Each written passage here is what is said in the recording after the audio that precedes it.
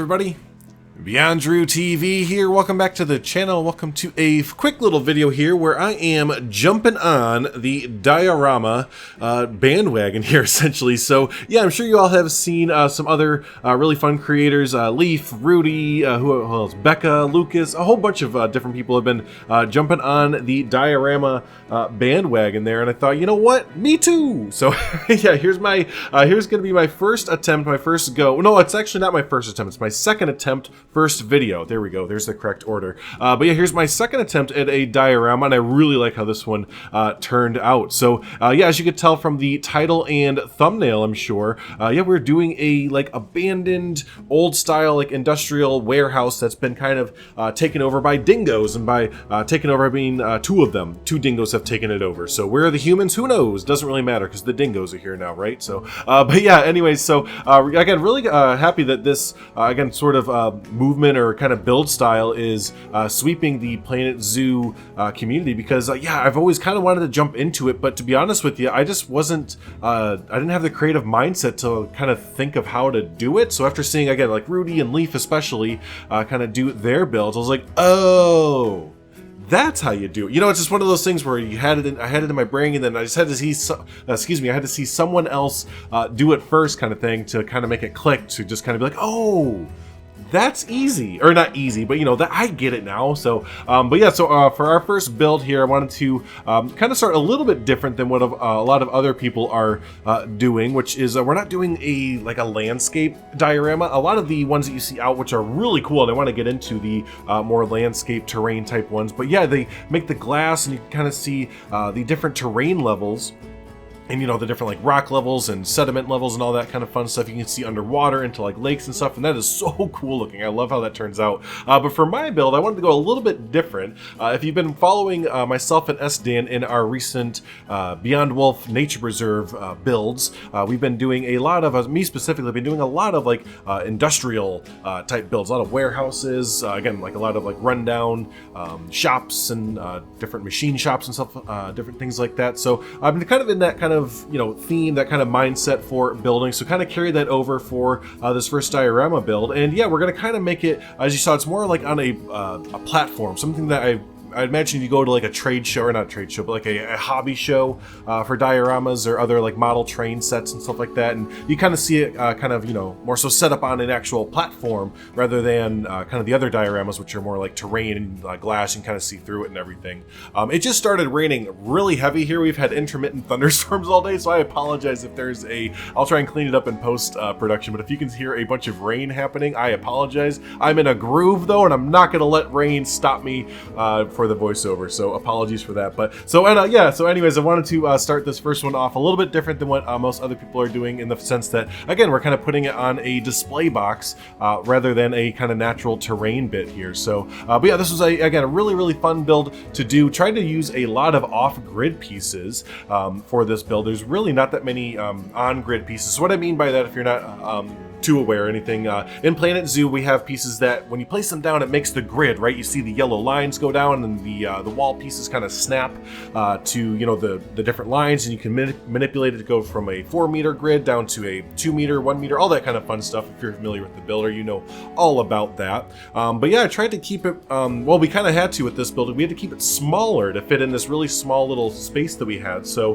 while we do kind of initially build off the grid, a lot of the pieces that you see here are not on the grid at all, and that's a lot of fun to build. You always hear Savannah specifically talk about how much she despises the grid, and you know, I'm definitely starting to come around to seeing her way of things, because yeah, especially again for these small industrial builds, or these small like train model train builds, which are called like bar mill builds. That's where we find a lot of these inspirational photos. Myself, Dan, a lot of other people are getting into these as well, like Basic Builder. But yeah, if you search in bar mill builds, you'll find these really cool yeah, again, model train buildings and stuff like that that fit into the Planet series scale really well. So but anyways, so yeah, just a lot of these builds require you to really think outside the box, and you can't really stay on the grid for these and everything to really get the size to be correct and everything, all that. So yeah, it's been a lot of fun kind of getting off the grid and just kind of building freeform as much as we can here. So but yeah, so as I'm building right here, I was trying to remember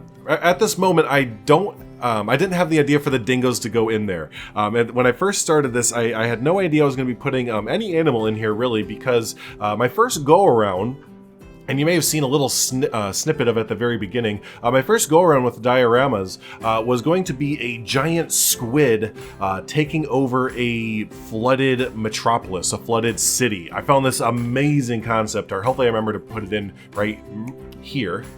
Here, Drew, here. Here, if I say it enough times, maybe I'll remember to actually put it in. But anyways, I found this. I was going to do this for my first concept art, and it was going really well. And I was talking to Leaf and Lion Rider, two awesome modders, of course, and they were even going to try and mod the giant squid for me to put in there. But then we found out how difficult it was to get the heckin' animal in there, and how to hide the habitat gate, and just manipulate the terrain to get essentially in an all water habitat. And that, with that in mind, when I carried over to this build here, this diorama, I was not wanting to mess with, you know, putting the animal in. It's just like, it's such a bummer to kind of have to deal with the way that we put animals in this game. I kind of compare it to Prehistoric Kingdom, which is a lot better, where you can just kind of pick up the animal and plop it in without having a trade center, or, you know, all the 6 or 7 buildings you need to kind of get things going or whatever. But so yeah, that's kind of when I was going into this, I wasn't really going to want to mess with the animals at all to try and get them in there or anything. But as it went on, I was like, you know what, we got to tie in some animals, right? We got to tie it into the zoo game a little bit. So yeah, lo and behold, I did of course get the dingoes in there, but man, it was still just a really big bummer. And the biggest thing is just you're working on such a small, you're working with such a small plot of land, and trying to get the terrain to go up correctly, and you have to hide the terrain and everything, and it just kind of becomes a little bit of a bummer to work with. And again, it's gonna be really fun when Prehistoric Kingdom comes out, or another game that's kind of similar to it with its build style and everything, to make dioramas in that, because the way that you can just kind of plop the animals down, yeah, well, they're gonna be dinosaurs in that one, but yeah, the way that you can just kind of plop the dinos down in that game is a lot easier, and a lot more, lot less tedious than it is in the Planet games. And here you can see I'm starting to try and figure out how the heck we're gonna make this work and everything. And yeah, it does take, you know, the time lapse doesn't really do it full justice, but yeah, it does take a bit of time to actually just figure out how the heck to get the habitat animal to work and everything. But of course, you know, like the cinematics that we're going to look at the end, and the thumbnail and everything you saw, they do work, and we do get the dingoes in. But so yeah, but hopefully for future diorama builds, when I'm using the animals, I'll kind of have to keep in mind more so, you know, if I am going to put animals in it, kind of keep in mind just a little bit more how difficult it is to manipulate the terrain around all this stuff, and get the habitat gate going on and everything. So but anyways, with all that being said, not too much left on the video. I think only 2 or 3 more minutes, so I'm gonna let you all go ahead and enjoy the rest. Don't forget there are cinematics at the end of the video, so stick around for those, or just skip ahead and just skip over everything and go look at them right now.